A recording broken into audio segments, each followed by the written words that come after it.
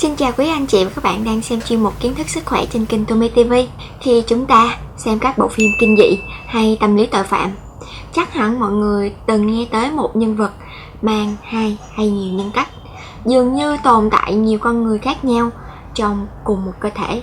Và những nhân cách đó sẽ thay phiên nhau chiếm lấy cơ thể. Khi ngự trị cơ thể, mỗi bản thể nhân cách sẽ có một cuộc sống riêng biệt và sẽ không nhớ đến những việc đã làm cũng như những gì đã xảy ra đối với những nhân cách khác. Trong y học, đó gọi là bệnh lý đa nhân cách, hay còn gọi là chứng rối loạn nhân cách. Đa nhân cách trong y học thuộc phân nhóm bệnh thần kinh não bộ. Đây là tình trạng rối loạn hoặc mất kiểm soát nhân cách trong con người, đôi khi biến chất, thái hóa nhân cách theo chiều hướng tiêu cực. Và khi bị bệnh, một trong con người sẽ tồn tại nhiều hơn hai nhân cách, trong đó một nhân cách bình thường và các nhân cách thuộc về bệnh lý. Ở nhân cách bình thường là khi đó con người có nhận thức bình thường, thể hiện ở sự tuân thủ các chuẩn mực đạo đức, các thể chế pháp luật của xã hội hiện hành. Còn ở nhân cách bệnh lý, hầu như người bệnh sẽ thể hiện cách sống, cách cư xử, những phản ứng và suy nghĩ hoàn toàn khác biệt so với người thường. Thông thường khi mà một nhân cách nào đó đang ngự trị cơ thể, người bệnh sẽ không còn nhớ được những gì đã xảy ra hay những việc mà mình đã làm ở nhân cách khác. Vì thế mà người ta nói bệnh đa nhân cách thường đi kèm với chứng mất trí nhớ. Người bệnh thường cho rằng mình đã đi ngủ trong khoảng thời gian mà nhân cách khác đang ngự trị cơ thể. Mất ký ức và trí nhớ về những việc đã xảy ra trong quá khứ chính là một trong những đặc điểm của người bị rối loạn nhân cách. Thường sẽ có một bản thể chính mang tên thật của bệnh nhân. Tuy nhiên, bản thể chính thường không biết đến sự hiện diện của các bản thể khác, mà chỉ nhận thức được sự có mặt của những bản thể khác khi được mọi người xung quanh kể lại. Mỗi bản thể có thể suy nghĩ và niềm tin hoàn toàn riêng biệt với nhau. Quá trình một bản thể chiếm quyền kiểm soát cơ thể, hành vi và suy nghĩ của bệnh nhân gọi là quá trình chuyển đổi. Việc chuyển đổi có thể mất vài giây, vài phút hoặc có khi đến vài ngày. Các kích thích từ môi trường hoặc các sự kiện trong cuộc sống có thể khiến việc chuyển đổi giữa các bản thể xảy ra một cách bất ngờ. Rối loạn đa nhân cách là một bệnh lý vô cùng nguy hiểm, vì trước tiên nó sẽ làm ảnh hưởng và xáo trộn cuộc sống cũng như thói quen và hành vi của người bị bệnh. Minh chứng rõ ràng nhất là trường hợp của hai tên tội phạm Kenneth Bianchi và Angelo Buono. Do mắc chứng rối loạn đa nhân cách mà hai tên sát nhân này đã thực hiện tổng cộng 10 vụ nội án tại Los Angeles chỉ trong khoảng thời gian từ tháng 10 năm 1977 đến tháng 2 năm 1978. Mức độ nguy hiểm của bệnh đa nhân cách còn tùy thuộc vào các nhóm nhỏ hành vi của nhân cách. Cụ thể như là khi nhân cách bị rối loạn, nhân cách bệnh lý sẽ được phân chia thành các nhóm hành vi như sau. Nhóm A bao gồm rối loạn nhân cách phân liệt, nhân cách thể phân lập và nhân cách hoang tưởng. Nhóm B bao gồm rối loạn nhân cách chống xã hội, nhân cách ái kỷ và nhân cách ranh giới. Nhóm C bao gồm rối loạn nhân cách tránh né, ám ảnh cưỡng chế và nhân cách phụ thuộc.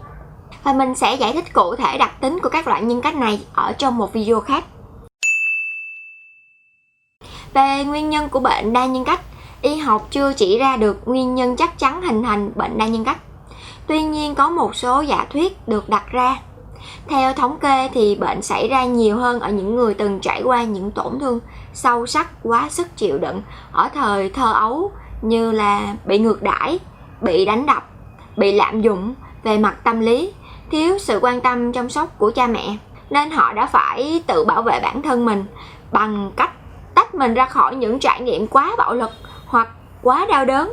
Họ tách mình ra khỏi nhân cách thực thể bằng cách tạo ra những nhân cách bản thể khác nhau để thay mình giải quyết những căng thẳng, đau buồn trong cuộc sống. Các nghiên cứu cho thấy trong những gia đình ba mẹ quá hung dữ hay biến động, con cái có nguy cơ bị rối loạn đa nhân cách nhiều hơn. Nguyên nhân bị đa nhân cách còn có thể do vấn đề về thần kinh não bộ, chấn thương não hay do não thiếu chất serotonin, một chất góp phần tạo ra cảm giác hạnh phúc. Cũng có một số nghiên cứu chỉ ra rằng thực tế là con người từ khi sinh ra vốn đã mang trong mình rất là nhiều nhân cách khác nhau. Nếu như được nuôi dạy trong môi trường có đạo đức và lối sống chuẩn mực thì nhân cách tốt sẽ phát triển và vùi lấp các nhân cách xấu khác. Tuy nhiên, chúng chỉ bị vùi lấp chứ không bị mất đi. Vì vậy mà khi gặp một tác nhân hay một biến cố tâm lý to lớn nào đó tác động, nhân cách kia sẽ trỗi dậy, bệnh đa nhân cách sẽ được hình thành. Triệu chứng của bệnh đa nhân cách. Trong thực tế, rất khó để chẩn đoán chính xác xem một người có mắc chứng rối loạn đa nhân cách hay không. Thông thường, để xác định, cần phải có sự can thiệp của các bác sĩ tâm lý. Phần lớn những bệnh nhân đa nhân cách sẽ xuất hiện những triệu chứng như là: triệu chứng đặc trưng của bệnh rối loạn đa nhân cách là sự hiện diện của ít nhất 2 bản thể riêng biệt, liên tục kiểm soát hành vi của một người. Những bản thể nhân cách thường có một cuộc sống riêng biệt, nhận thức và suy nghĩ khác biệt, thậm chí là đối lập nhau hoàn toàn về thế giới xung quanh, cũng như những chuyện đã xảy ra, như là những con người khác nhau, không liên quan đến nhau trong cùng một cơ thể. Triệu chứng thứ hai là mất trí nhớ, có những khoảng trống bất thường trong ký ức. Họ nghĩ rằng mình đã ngủ trong những khoảng thời gian đó. Như đã đề cập ở trên thì những người mắc bệnh đa nhân cách thường có biểu hiện như là mất trí nhớ. Họ thường không nhớ một khoảng thời gian trong ngày mình đã làm gì. Người bệnh thậm chí còn có thể quên đi cả những thông tin cá nhân quan trọng, các sự kiện diễn ra trong ngày, vì các việc làm và sự kiện mà người bệnh không nhớ đó đã xảy ra với một nhân cách khác. Triệu chứng thứ ba là sinh hoạt bất ổn. Khi mỗi nhân cách ngự trị, người bệnh sẽ có những lối sinh hoạt khác nhau. Ví dụ cụ thể là trường hợp của một phụ nữ tên Mary Kendall. Nghiên cứu của các nhà thần kinh học đã chỉ ra. Vào năm 1994, khi Mary 35 tuổi, cô mắc bệnh đa nhân cách. Nhân cách bình thường của cô sẽ đi ngủ vào lúc 9 giờ tối, nhưng có một nhân cách khác khiến cô thường xuyên lái xe đi dạo vào ban đêm khoảng từ 80 đến 160 km/h, từ sau khoảng 9 giờ tối. Bên cạnh việc có nhiều bản thể và mỗi bản thể lại có những ký ức rất khác nhau, thì người bệnh thường gặp các vấn đề về tâm lý như là thay đổi cảm xúc liên tục, trầm cảm, lo lắng, hoảng loạn hoặc mắc chứng ám ảnh, muốn tự tử, sinh ra các ảo giác về thị giác, thính giác, rối loạn giấc ngủ.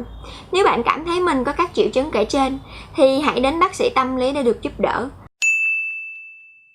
Mặc dù không có cách chữa nhất định cho chứng rối loạn đa nhân cách, nhưng một số phương thức điều trị có thể hiệu quả nếu như bệnh nhân kiên nhẫn điều trị lâu dài. Một số liệu pháp điều trị hiệu quả bao gồm trò chuyện, tâm sự với bác sĩ tâm lý hoặc thực hiện tâm lý trị liệu và liệu pháp thôi miên. Ngoài ra, những liệu pháp bổ trợ như nghệ thuật trị liệu hoặc liệu pháp vận động cũng có thể có ích. Không có phương pháp điều trị bằng thuốc dành riêng cho bệnh rối loạn đa nhân cách, nên các phương pháp chữa trị tâm lý vẫn là cách điều trị chính.